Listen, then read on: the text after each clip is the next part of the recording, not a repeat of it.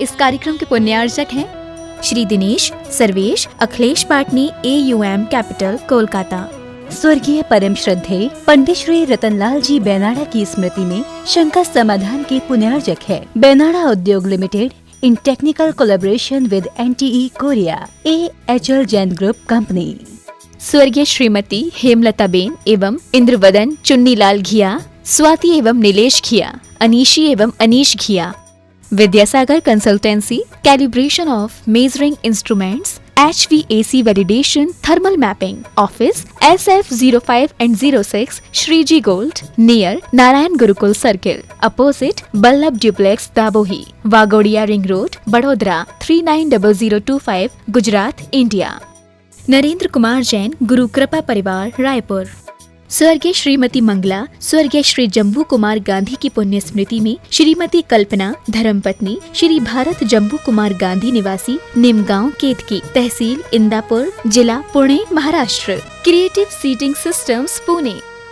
29 सितंबर को श्रीमती अनीता जैन की पुण्य स्मृति में पुण्यार्जक परिवार श्री विनय जैन पति, शिखा जैन बेटी, सिद्धार्थ जैन देवता, V Shah and company, 475 Patparganj industrial area, Delhi.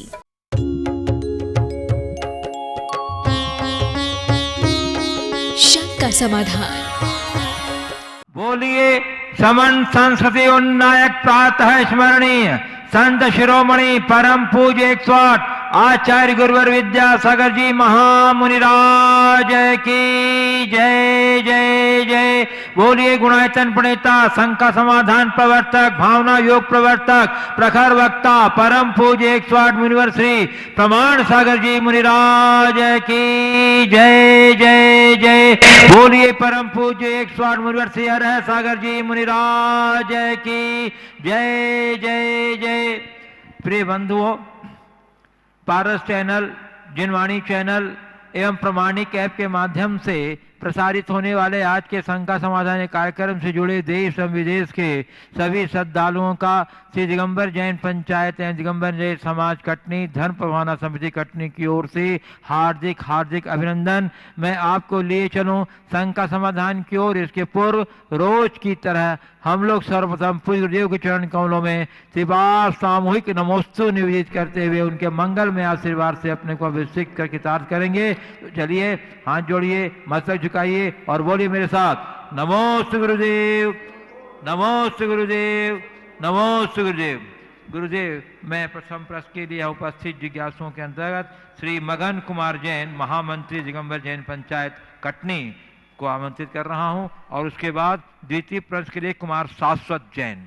मुनि श्री जी, मेरा और मेरे परिवार की तरफ से आपको कोटि कोटि वंदन नमन। मुनि श्री जी, लोग लोहे के पिंजड़े में रंग बिरंगी तितली तोता को पालते हैं एवं कांच के जार में मछली और मेढक को पालते हैं। हाँ। कांच के जार में मेढक और रंग बिरंगी मछलियों को पालते हैं, उन्हें दाना पानी भी देते हैं, परंतु उनके मौलिक अधिकार को छीन लेते हैं। इससे उन्हें क्या पाप लगता है? देखिए, घोर हिंसा का कार्य है। किसी की आज़ादी को छीनना महापाप है। हमें बिल्कुल ऐसा नहीं करना चाहिए। और किसी को बंधन में, आप सोच थोड़ी देर के लिए कल्पना करो, आपको अगर कोई बंधन में डाले तो आपको क्या अनुभूति होगी। ऐसे ही वह मूक प्राणियों को अपने सुख की खातिर, अपनी खुशी की खातिर कैद करना, ये हिंसा है, ये अमानवीय कर्म है। हमें इनसे बचना चाहिए। आजकल एक्वेरियम बनने लगे हैं और चीज़ें हैं, तो इन सब चीज़ों को हमारे शास्त्रों के अनुसार दुर्गति का कारण बताया है। इसे नरक और त्रियंश गति का आश्रव का कारण बताया है। यानी ये ऐसे व्यक्ति के दुर्गति का कारण बनते हैं। ऐसे कृत्यों से बिल्कुल बचना चाहिए। हमें सदैव इस बात का स्मरण रखना चाहिए, अपने सुख की खातिर हम किसी के सुख और आज़ादी को न छीनें। बस इतना ध्यान रखें। कुमार शाश्वत जैन और उसके बाद तैयार रहेंगे श्री सत्येंद्र जी जैन कटनी।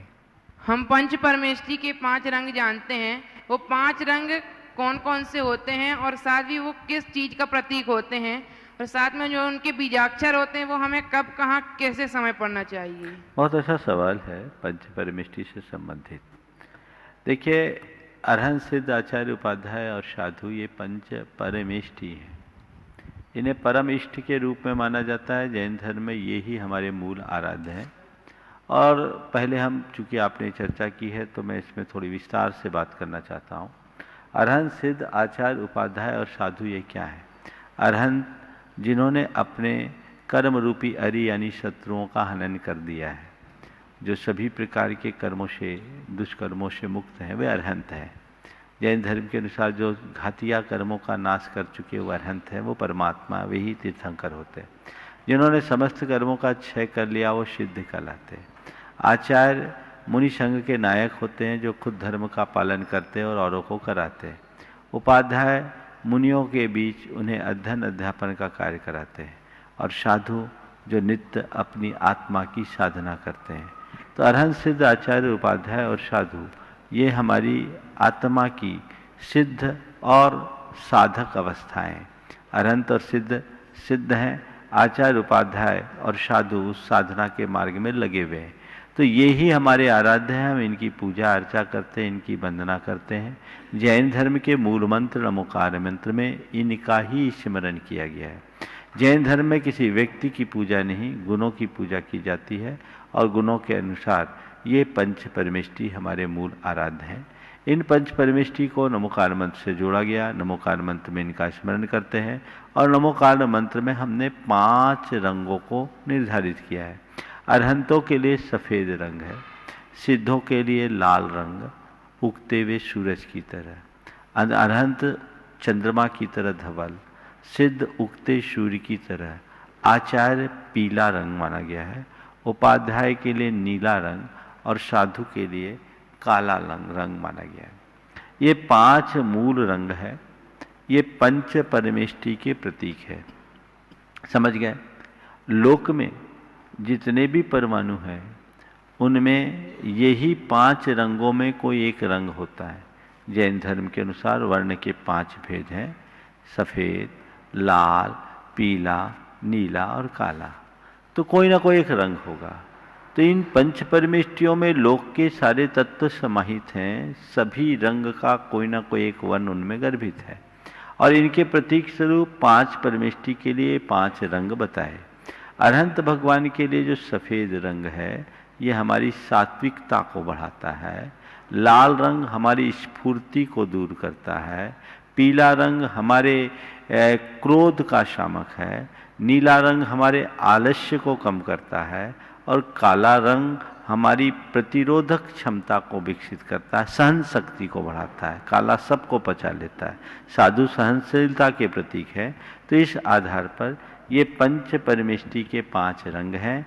हम इन 5 वर्णों का आधार बनाकर उनका ध्यान कर सकते हैं। पंच परमेष्ठी का ध्यान करने के लिए इसीलिए महत्ता दी गई है। तो ये पंच परमेष्ठी के प्रतीक हैं। श्री सत्येंद्र जी जैन कटनी। नमोस्तु महाराज श्री।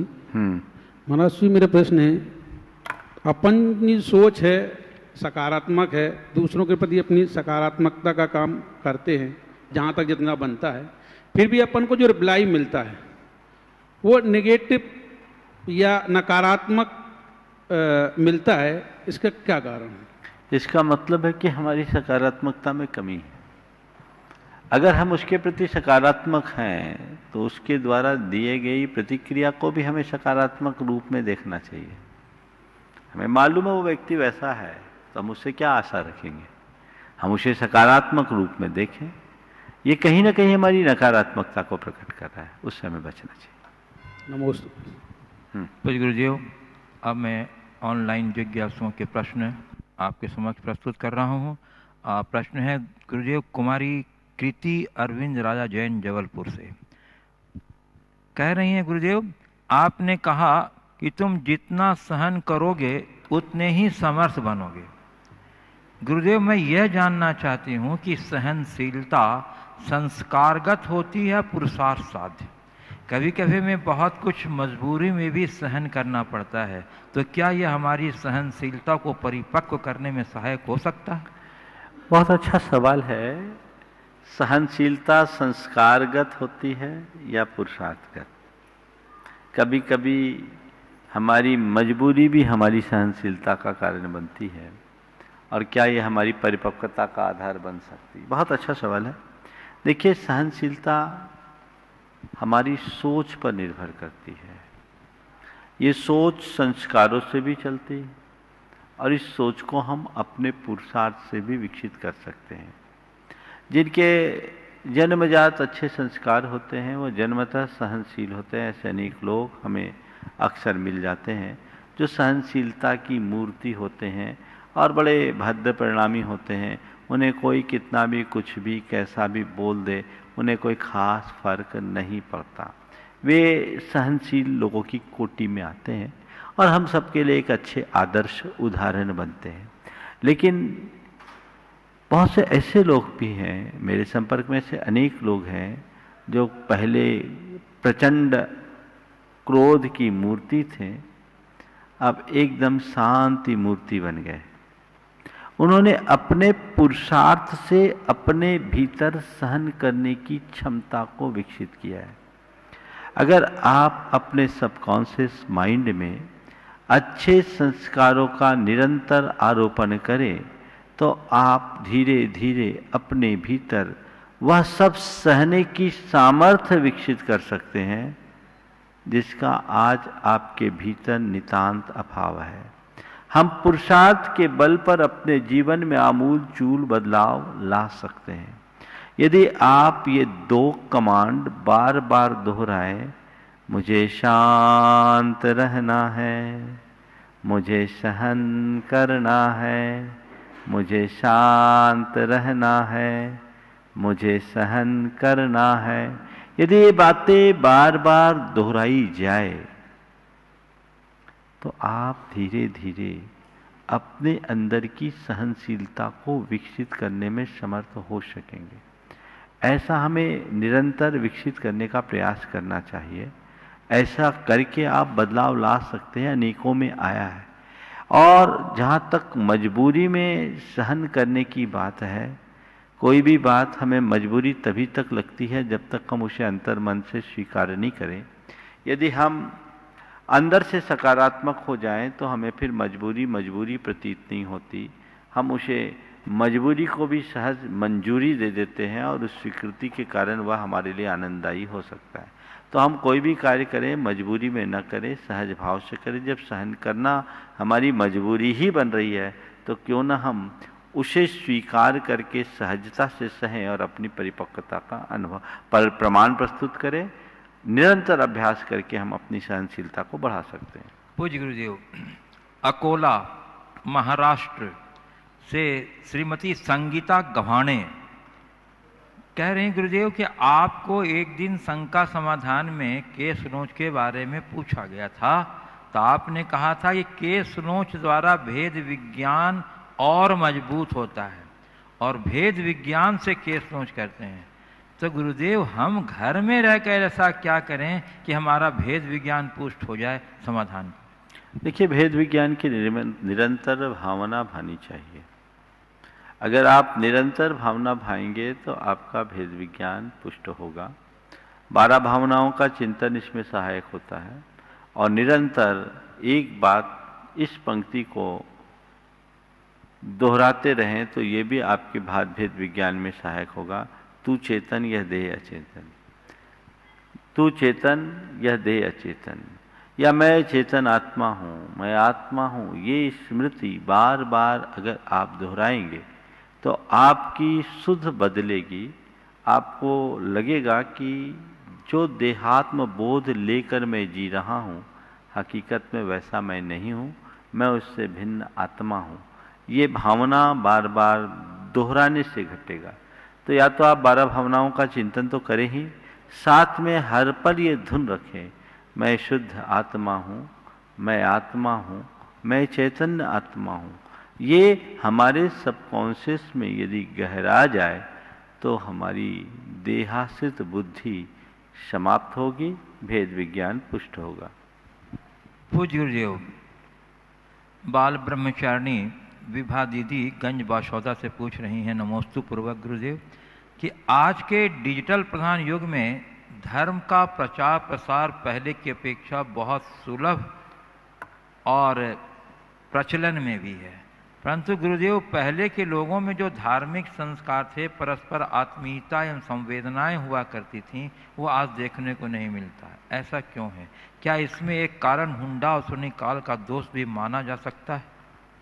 देखिए, ये युग की परिपाटी है। हमेशा लोग तुलना पहले से करते थे, करते हैं, करते आ रहे हैं। पहले ऐसा नहीं होता था, अब होने लगा। पहले ऐसा नहीं होता था, अब होने लगा। ऐसा नहीं है। अच्छाइयाँ और बुराइयाँ हर युग में रही है। पुराने युग में भी बहुत सारे ऐसे कार्य हुए हैं। अगर देखा जाए तो कंस पुराने युग में पैदा हुआ, तो श्रवण कुमार भी पुराने युग में पैदा हुए। श्री राम यदि पुराने युग में पैदा हुए, तो रावण भी उसी त्रेता युग में ही जन्म लिया। तो ये चीजें हैं। अच्छाई और बुराइयां हर युग में चलती है। कभी कुछ ज्यादा उभर जाए, कभी कुछ कम। वर्तमान का जो दौर है वो कंज्यूमरिज्म का दौर है। वो भोक्तावादी प्रवृत्ति, मनोवृत्ति बहुत तेजी से बढ़ रही है।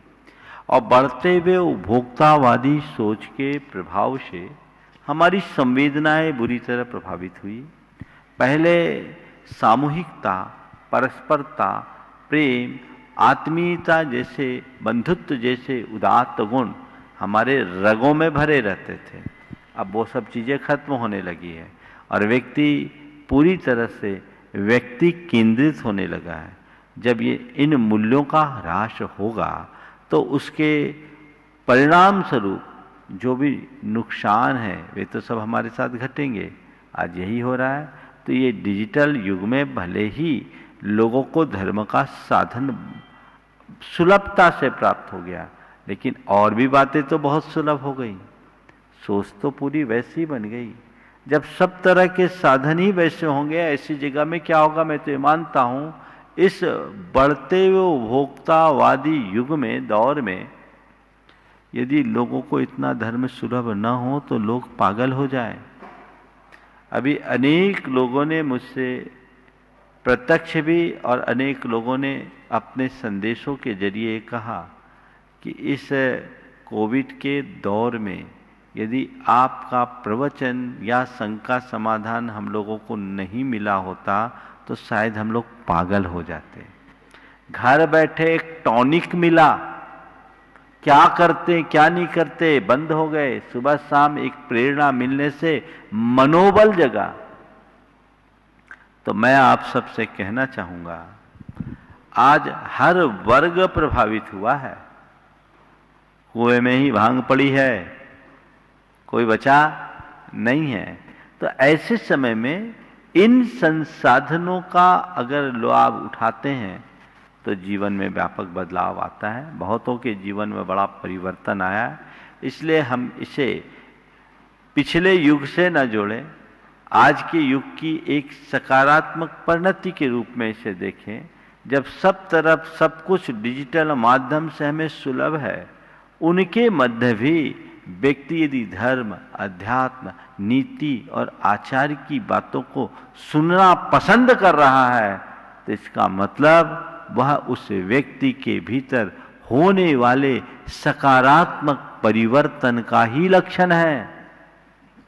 नहीं तो उन्हें और भी चीजें तो मिल रही है। तो हमें हर बात को व्यापकता से समझना चाहिए। पूज्य गुरुदेव, श्रीमती शिल्पी अमरजीत भाग्योदय सागर से कह रही हैं, गुरुदेव मोक्ष मार्ग की शुरुआत विश्वास से होती है, ऐसा कहा जाता है। तो गुरुदेव विश्वास किस प्रकार करें कि वह अविश्वास एवं अंधविश्वास से बचते हुए अटल विश्वास में परिणत हो जाए? कुछ लोग कहते हैं विश्वास में विष भी भरा रहता है, सावधान रहना। गुरुदेव इसका क्या तात्पर्य है? बहुत अच्छा सवाल है। विश्वास किस प्रकार करें कि वो अंधविश्वास, अविश्वास से बचते हुए अटल विश्वास में परिवर्तित हो। अविश्वास में विष भरा रहता है, इसमें बिल्कुल कोई संशय की बात नहीं है। देखिए, हमारे यहाँ कहा गया है कि किसी भी व्यक्ति पर सहज विश्वास मत करो, परीक्षा करके विश्वास करो। जो विश्वास के योग्य है उन पर ही विश्वास करो। भावनाओं के बहाव में बहकर यदि आप किसी पर विश्वास कर लोगे तो हो सकता है आप वो विश्वासघात का शिकार भी बनना पड़ जाए और वो आपके लिए बड़ा घातक और नुकसानदेह हो जाएगा। इसलिए नीति कहती है व्यक्ति यदि तुम्हारे निकट आ रहा है उसके आचार व्यवहार को निकटता से देखो, तटस्थ भाव से समीक्षा करो। जैसे जैसे व्यक्ति के प्रति तुम्हारी सही समझ बढ़ते जाए वैसे वैसे उसके प्रति अपना विश्वास बढ़ाओ और फिर कभी परीक्षा भी कर लो। कई बार लोग ऐसे होते हैं जो विश्वास प्रकट करके विश्वास जीतकर विश्वास का दुरुपयोग भी करते हैं। नौकर ने मालिक से कहा, बाबू मैं आपके यहाँ 30 बरस से सेवा कर रहा हूँ, फिर भी आपका मुझ पर विश्वास नहीं बैठा। मैं 30 वर्षों से आपके यहाँ सेवा कर रहा हूँ, फिर भी आज तक आपका मुझ पर विश्वास नहीं जमा। मालिक ने कहा, अरे बेटे तुझ पर विश्वास नहीं होता तो मैं तुझे तिजोरी की चाबी कैसे सौंप देता। तुझ पर विश्वास नहीं होता तो मैं तुझे तिजोरी की चाबी कैसे सौंप देता। उसने कहा, मालिक उसमें तो एक भी नहीं लगती। तो पहले वो ट्रायल ले लिया है, तो मालिक भी ठीक था। तो व्यक्ति के विश्वास को परीक्षा करके ही टटोलना चाहिए कि वो विश्वास लायक है या नहीं। नंबर 1, ये आम व्यवहार में विश्वास। व्यवहारिक जीवन में हर किसी को एक दूसरे के साथ विश्वास तो करना ही पड़ता है, लेकिन परख कर पहचान कर करे। चाहे जिस पर चाहे जो विश्वास कर लेते हैं वो बड़े नुकसान में रहते हैं। एक व्यक्ति ने एक व्यक्ति से का बड़ा लेन देन कर दिया बिना लिखा पढ़ी के। अब आकर के रो रहा है, मैंने अपने जीवन भर की पूरी पूंजी उसको दे दी, अब महाराज जी वो दे नहीं रहा। बोले भैया दिया था क्या, लिखा पढ़ी करके दिया? नहीं महाराज विश्वास में दे दिया। बोले विश्वास में ऐसे व्यापार नहीं किया जाता, विश्वास के साथ बुद्धि का भी प्रयोग करना चाहिए। तो कई बार कुछ लोग जल्दी किसी पर विश्वास और भरोसा कर लेते हैं। एक बात गांठ में बांध कर रख लीजिए, बिना परीक्षा के किसी पर हमें व्यवहार में विश्वास नहीं रखना। हाँ, शंका भी हर किसी पर मत रखना, ये भी बड़ी खतरनाक। शंकालु व्यक्ति अपने जीवन में कुछ कर नहीं सकता। शंका मत करो पर विश्वास भी मत करो, तटस्थ भाव से उसकी समीक्षा करो, तब अपना व्यवहार आगे बढ़ाओ।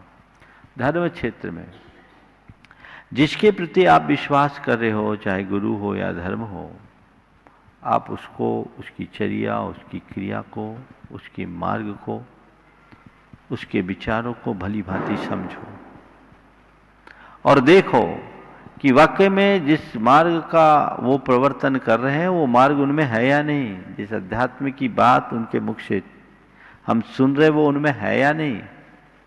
यदि वो दिखता है तो अब फिर आप उनमें अटल विश्वास करो, और वो नहीं दिखता तो सुरक्षित दूरी रखो। तभी आप अपने जीवन में विश्वास का सही फल प्राप्त कर पाएंगे और फिर विश्वास में वास है विष का, इस उक्ति से अपने आप को बचा पाएंगे। पूज्य गुरुदेव, रायसेठ चंद्र कुमार जैन जबलपुर मध्य प्रदेश से कह रहे हैं, गुरुदेव आप कहते हैं जीवन में आने जाने के मध्य रोना गाने की जगह जीवन का आनंद लेने के लिए जीवन के मर्म एवं सत्य को समझो। गुरुदेव, जीवन के मर्म को कब, कहाँ और कैसे समझें? बड़े बड़े शास्त्र आदि तो हमारे समझ से परे हैं। जीवन के मर्म को कब, कहाँ और कैसे समझे? बड़े बड़े शास्त्र तो हमारे समझ से परे। अरे पूरा संसार ही अपने आप में बहुत कुछ, बहुत बड़ी पाठशाला है और हर व्यक्ति अपने आप में एक ग्रंथ है। यदि तुम्हारे अंदर उसे पढ़ने की समझ हो, आपको जीवन का मर्म जानना है तो कुछ करने की जरूरत नहीं। बुद्ध ने अपने जीवन में एक रोगी, एक वृद्ध और एक मृतक को देखा था। उनने जीवन के मर्म को जान लिया था। अपने जीवन में एक रोगी को देखा, पूछा ये रोग क्या है? रोग बीमारी है, इससे शरीर असक्त हो जाता है और व्यक्ति कभी कभी मर जाता है। अच्छा, हमें भी रोग हो सकता है? हाँ, हर किसी को हो सकता है। अच्छा, ये क्या है? ये वृद्ध हो गया है, यानी इनकी काया जीर्ण हो गई है, अब शरीर क्षीण हो रहा है और कुछ दिन वो ऐसे ही चलेगा, इनकी जीर्णता और बढ़ेगी और एक दिन ये मर जाएगा। अच्छा, ये क्या होता है? ये वृद्ध होता है, ये सबको होना होता है, मुझे भी होना होगा। क्या कहे, सबको होना पड़ता है। ये क्या हो गया? ये व्यक्ति मर गया है, इसके प्राण निकल गए हैं, लोग इसे इसके अंतिम संस्कार के लिए ले जा रहे हैं। ये मरना क्या होता है? बोला जब सांसें खत्म हो जाती है तो इंसान मर जाता है। क्या सबको मरना पड़ता है? हाँ, सबको मरना पड़ता है। मैं भी मरूंगा। सारथी चुप। बुद्ध इतनी ही बात से बुद्ध हो गए, जीवन का मर्म जान लिया। जब मम दुखम जरा दुखम रोगाय मरणानि अहो दुखो हु संसारो जत्थ की संति जंतव। जन्म दुख है, जरा दुख है, रोग दुख है, मरण दुख है। ये संसार ही दुख की पर्याय है, जहां हर प्राणी कष्ट पाता है। बुद्ध ने अपने जीवन की दिशा बदल ली। तो जीवन का मर्म जानने के लिए बहुत कुछ है। और अब मैं आपसे बोलता हूं, दूसरों को मत देखो। जीवन का मर्म जानना चाहते हो तो अपने शरीर में होने वाले पल पल के परिवर्तन को परखो। बचपन से यौवन, यौवन से प्रौढ़ावस्था। चंद्र कुमार का प्रश्न है ना? हाँ, अब प्रौढ़ावस्था से अब धीरे धीरे जवानी का बुढ़ापा तो आ गया, इसके बाद बुढ़ापे की जवानी आएगी।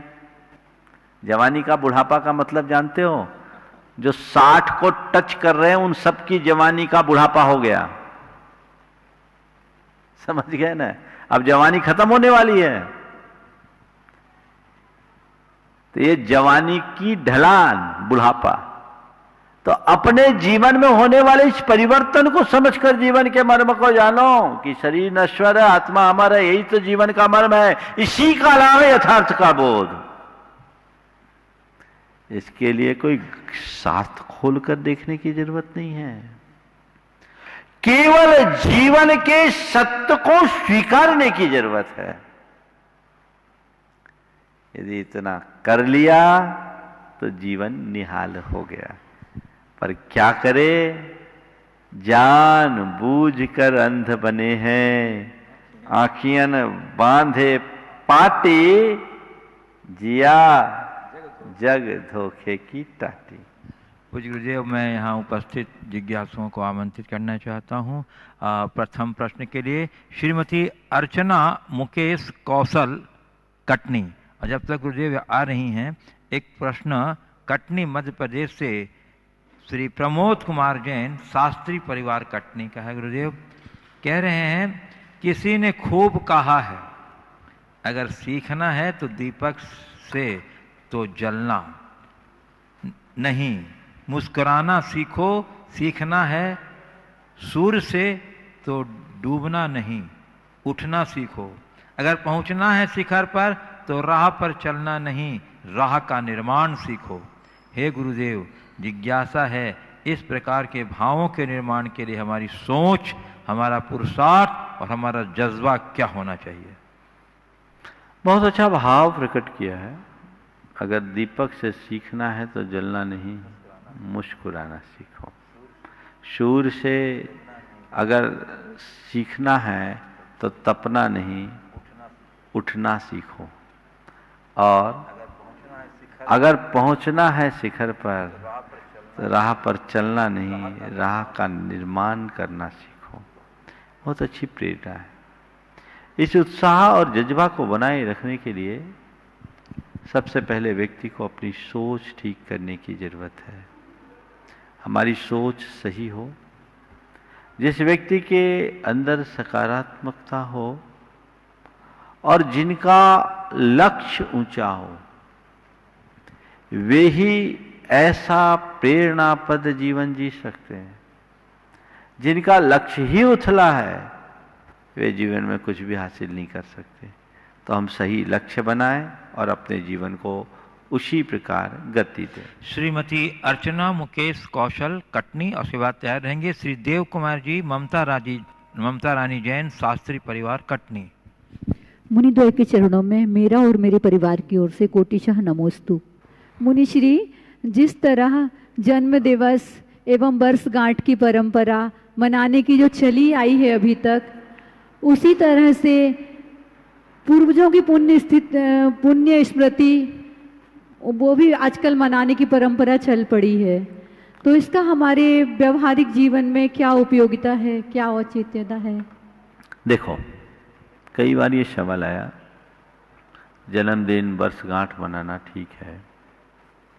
आजकल पुण्यतिथि और पुण्य स्मृति मनाए जाते हैं। मुझे एक बात समझ में नहीं आता, किसी के मर जाने का नाम पुण्यतिथि क्यों? कोई मरा तो उसका मरना तुम्हारे लिए पुण्य है, तो उसको पुण्यतिथि क्यों बोलते हो? वो मरा तो पुण्य हुआ कि पाप, साधारण सी बात है। पर महाराज लोक में तो ये कहते हैं। तो मैं कहता हूं चलो पुण्यतिथि मानना भी हो तो मान लो, मना लो, पर उसे कैसी पुण्यतिथि मानो? पुण्य करने की तिथि बनाओ। अरे मेरे पूर्वज, मेरे पिता, मेरी माँ, मेरा भाई, मेरी बहन या और कोई इष्ट है, इस तिथि में इस संसार को छोड़ करके गया, जिंदगी भर जो जोड़ा एक हाथ में भी नहीं लगा पाए वो चले गए, उनके कुछ आदर्श भर हमारे पास हैं, वो हमारी प्रेरणा है, जीवन आसार है।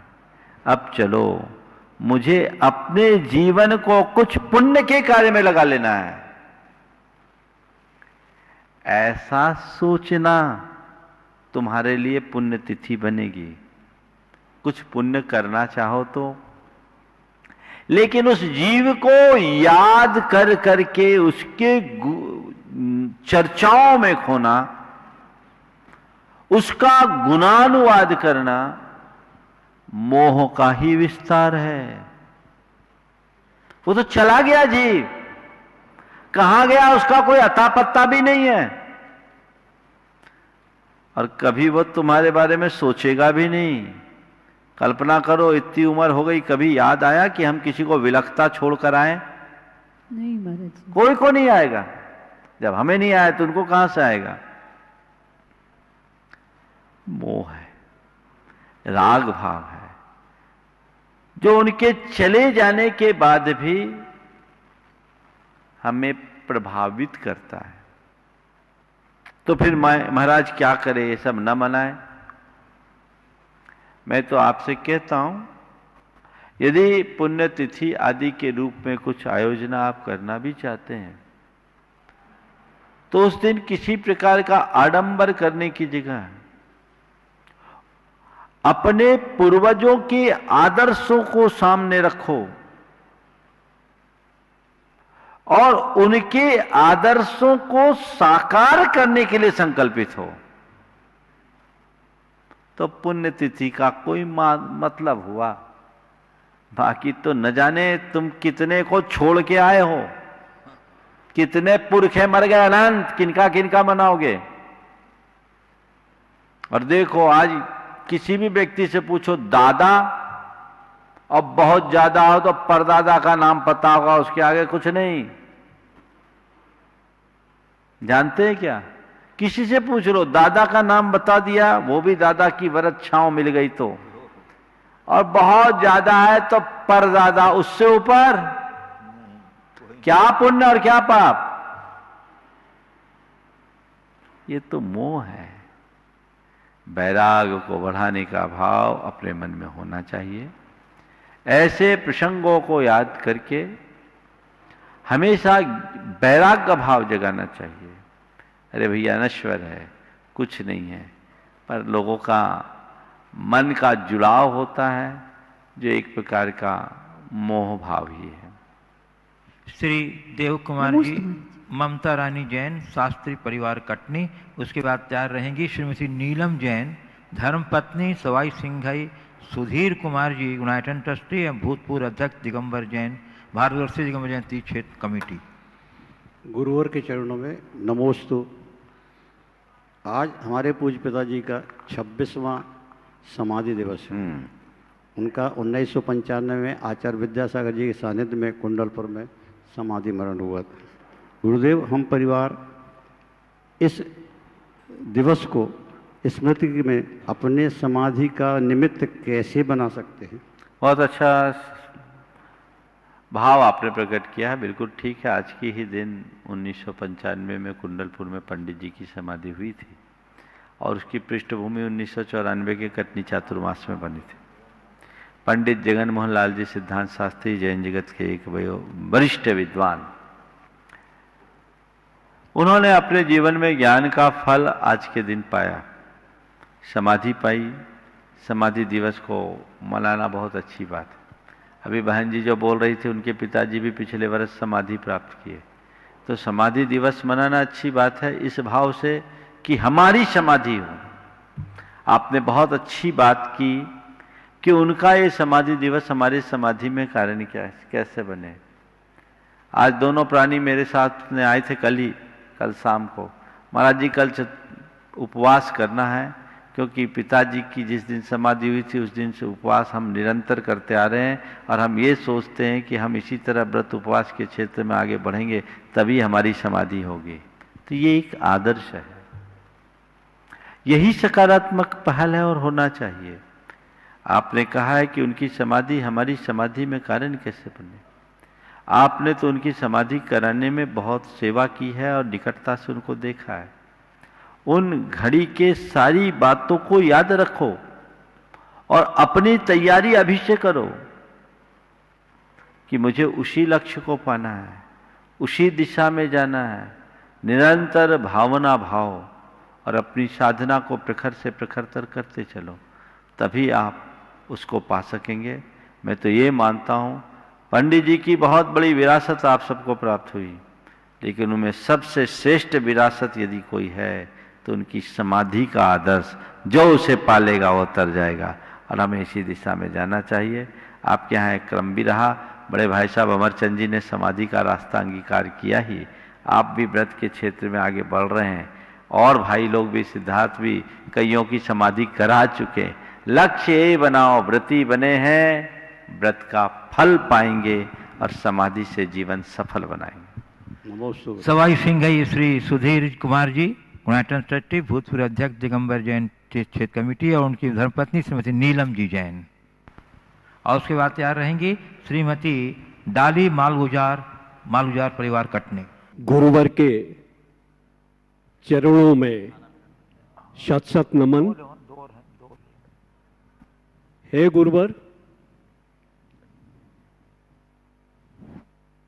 आज से 100 वर्ष लगभग पूर्व परम पूज्य चारित्र चूड़ामणि चारित्र चक्रवर्ती आचार्य शांति सागर जी महाराज का मध्य भारत में सन 1928 में कटनी में पहला चातुर्मास हुआ था। ऊर्जावान भूमि पर ऐसे इस कई सदियों के बाद जो संत प्रकट हुए, उनका प्रथम चातुर्मास हुआ था।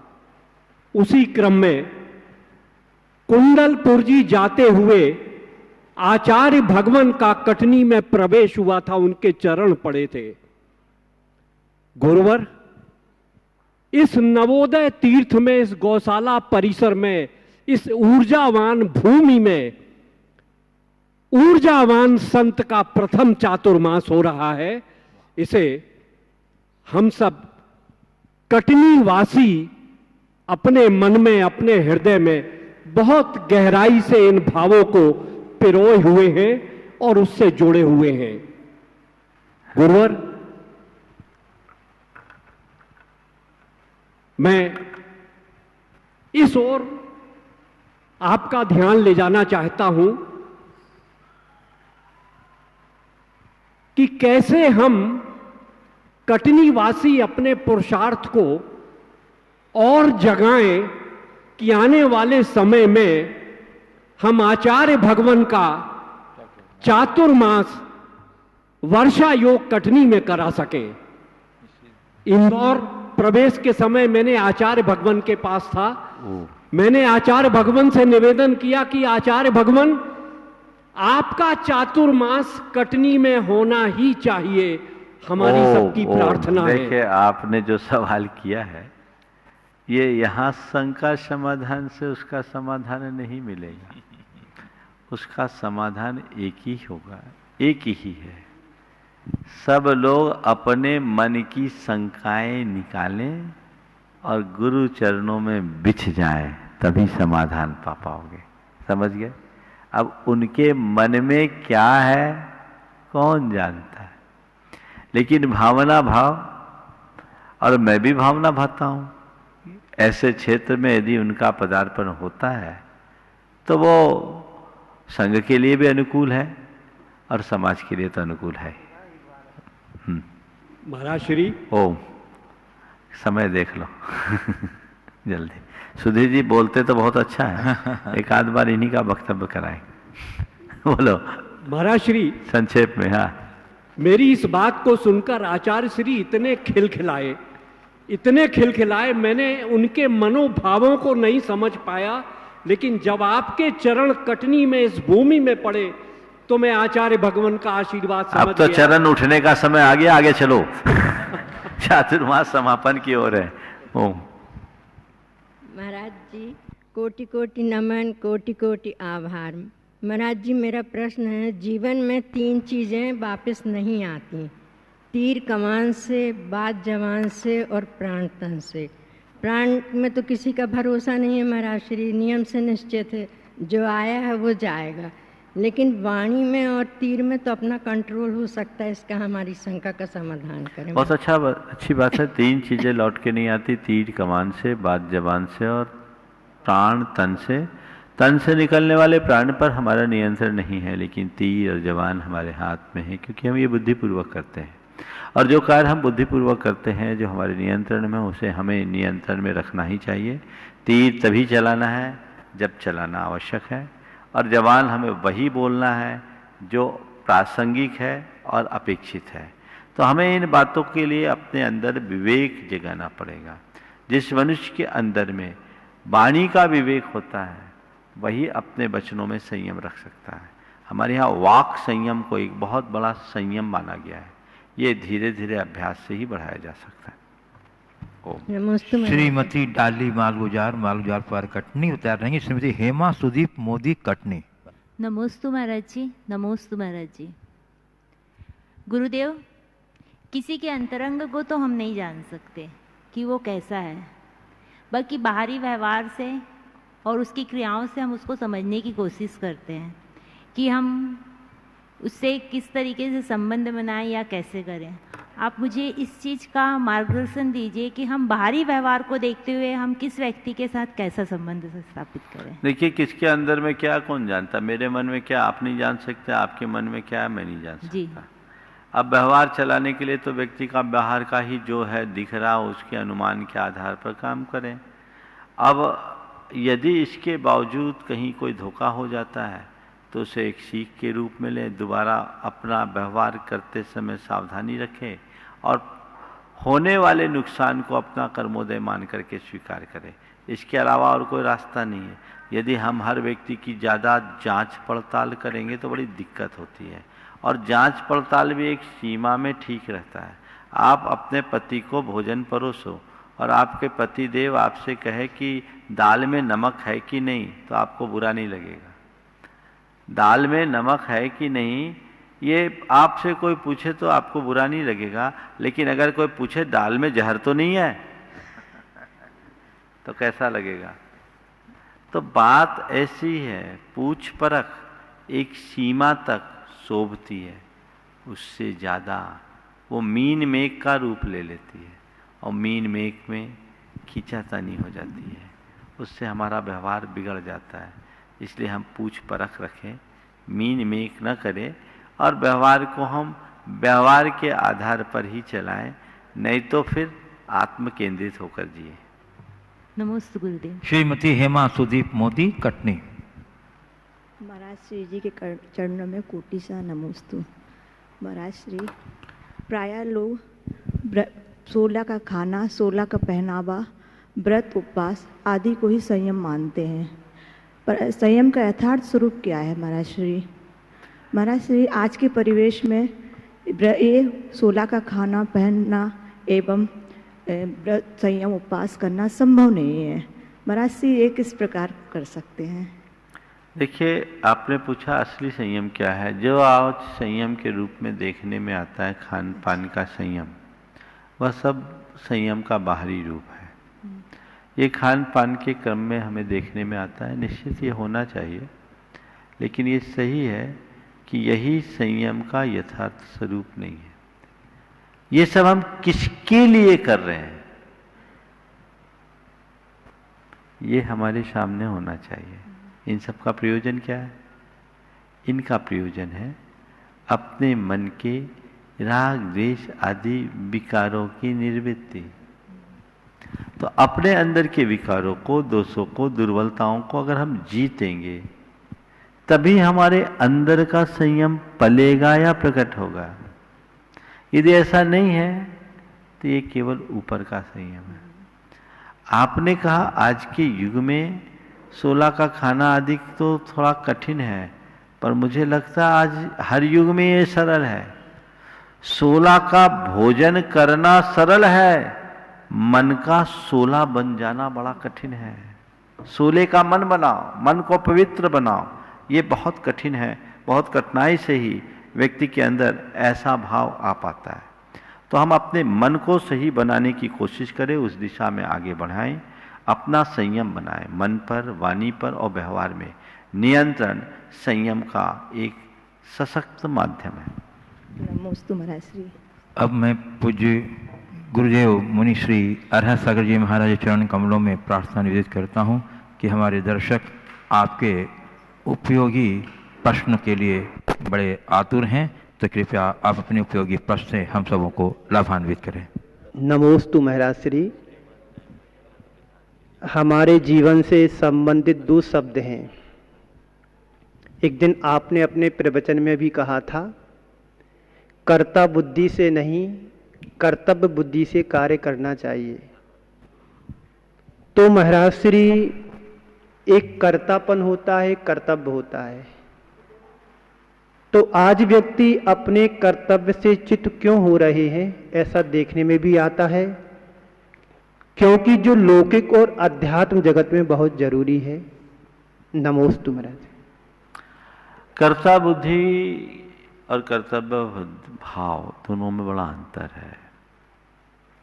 कर्ता बुद्धि यानी अहम प्रेरित प्रवृत्ति, और कर्तव्य की भावना यानी अहम रहित व्यवहार। अहंकार मनुष्य के जीवन की बहुत बड़ी कमजोरी है। साधारण व्यक्ति की बात तो जाने दीजिए, अच्छे अच्छे साधकों के अंदर का अहंकार भी नष्ट नहीं हो पाता। जो अपने अंतरंग के अहंकार को गला देते हैं, उनके अंदर कर्ता बुद्धि का लेश मात्र नहीं रहता। वो सब कुछ करते हैं, पर एक कर्तव्य की भावना से दायित्व के रूप में उसके प्रति उनके मन में रंच मात्र भी किसी श्रेय को पाने का भाव नहीं रहता। ये दृष्टि हर साधक के अंदर होनी चाहिए। लेकिन आपने बिल्कुल सही कहा, अध्यात्म क्षेत्र में रहने वाले लोग भी कर्तव्य की भावना से हटकर कर्तापने को क्यों पा लेते हैं? क्योंकि लोकप्रियता, यश, प्रतिष्ठा के प्रति झुकाव श्रेय पाने की होड़ में लगा देता है। और जब मनुष्य के अंदर श्रेय पाने की होड़ जगती है तो फिर कर्तापन तो आएगा ही आएगा, फिर कर्ता बुद्धि तो आएगी ही आएगी। ये अहंकार है, अंदर से गुदगुदी देता है। ऐसे में व्यक्ति अपने अहम पुष्ट भावनाओं के बल पर मन ही मन संतुष्ट होता है, पर यथार्थ ये संतुष्टि नहीं, कोरी आत्ममुग्धता है जो व्यक्ति के जीवन की उन्नति में बाधा बनती है। जो हमारा मूलभूत लक्ष्य है वो हमसे छिटक कर काफी दूर चला जाता है। हमें उनके प्रति बहुत सजग और सावधान रहना चाहिए। सन 2000 में हम लोग विदिशा में थे। उदयगिरी में चातुर्मास हो रहा था। वहां एक कथावाचक लोक संत थे, कमल किशोर नागर। उनका प्रवचन का, कथा का कार्यक्रम था। प्रतिदिन उनकी सभा में 40 से 50 हजार लोग रहते थे। 40 से 50 हजार लोग जिनके कथा में नित्य आए। जिस व्यक्ति की सभा का प्रचार प्रसार अक्टूबर में होने वाले कार्यक्रम को जनवरी से ही प्रचारित किया गया, उनके बहुत अनुयायी। उन दिनों मध्य प्रदेश गौ सेवा आयोग के अध्यक्ष थे महेंद्र कुमार बम। वो उनके निकट थे, गौ सेवा से जुड़े थे। क्योंकि उस गौशालाओं आदि के प्रति प्रेरणा हम लोग भी हमेशा देते रहे। तो जब उन्होंने उनसे हम लोगों की चर्चा की तो कहा कि मैं पूज्य संतों के दर्शन करने जरूर जाऊंगा। उनने इच्छा व्यक्त की, आए। उनके बारे में लोगों ने बताया।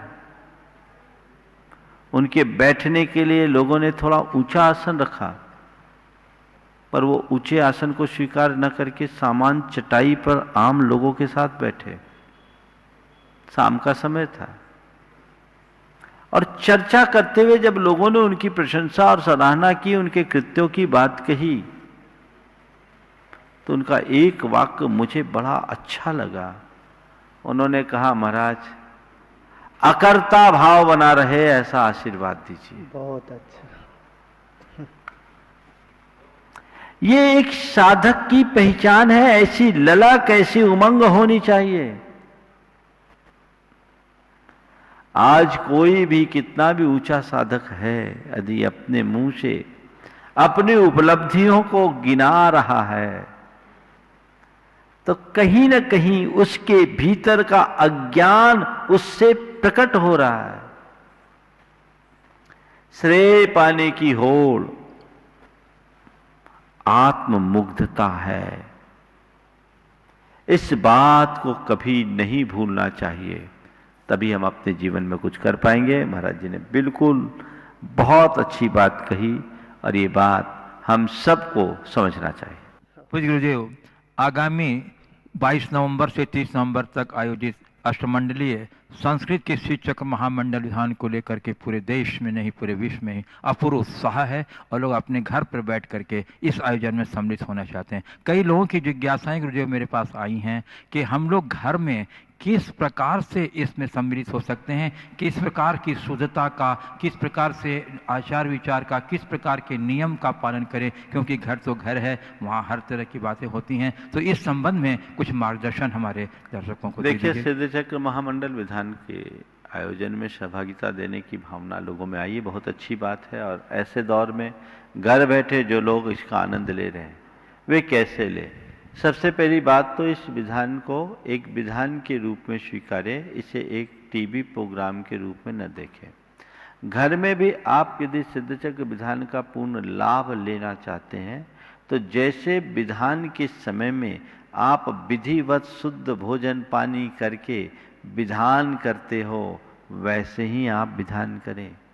संकल्पित हो जाए कि 8 दिवस तक इस अष्टानिका में मैं शुद्ध भोजन करूंगा और जैसे कहीं किसी विधान में सम्मिलित होने के लिए मैं अपने भीतर की शुद्धि रखता हूं वैसी शुद्धि और विशुद्धि रखूंगा।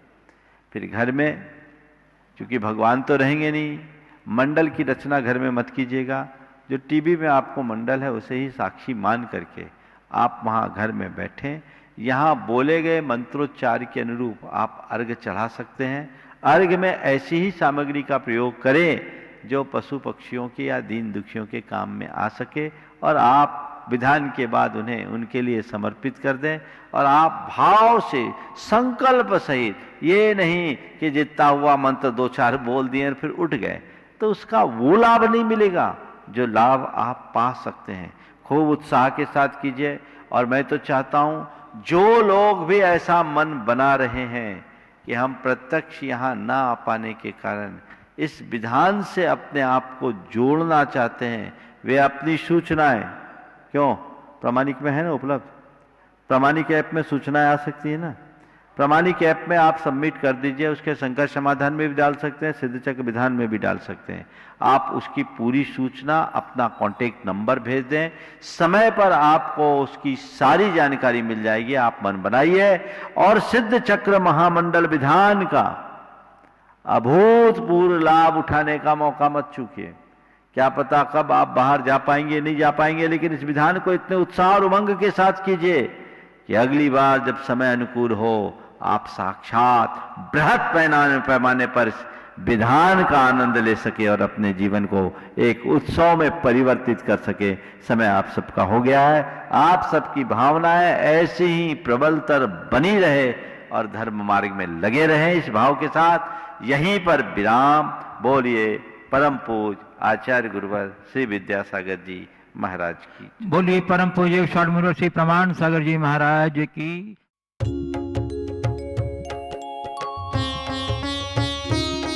शंका समाधान। इस कार्यक्रम के पुण्यार्चक थे श्री दिनेश सर्वेश अखिलेश पाटनी AUM कैपिटल कोलकाता। स्वर्गीय परम श्रद्धेय पंडित श्री रतनलाल जी बेनाड़ा की स्मृति में शंका समाधान के पुण्यार्चक है बेनाड़ा उद्योग limited in technical collaboration with NTE Korea AHL Jain group company. स्वर्गीय श्रीमती हेमलताबेन एवं इंद्रवदन चुन्नीलाल घिया, स्वाति एवं नीलेश घिया, अनीशी एवं Anish Ghiya. Vidyasagar consultancy, calibration of measuring instruments, HVAC validation, thermal mapping, office SF05 and 06 Shreeji gold near Narayan Gurukul circle, opposite Ballabh duplex Dabhoi, Waghodia ring road, बड़ोदरा 390025 गुजरात इंडिया। नरेंद्र कुमार जैन, गुरु कृपा परिवार, रायपुर। स्वर्गीय श्रीमती मंगला, स्वर्गीय श्री जम्बू कुमार गांधी की पुण्य स्मृति में श्रीमती कल्पना धर्मपत्नी श्री भारत जम्बू कुमार गांधी निवासी निमगांव केतकी, तहसील इंदापुर, जिला Pune, Maharashtra. Creative seating systems Pune. 29 सितंबर को श्रीमती अनीता जैन की पुण्य स्मृति में पुण्यार्चक परिवार श्री विनय जैन पति, शिखा जैन बेटी, सिद्धार्थ जैन देवता, V Shah and company, 475 Patparganj industrial area, Delhi.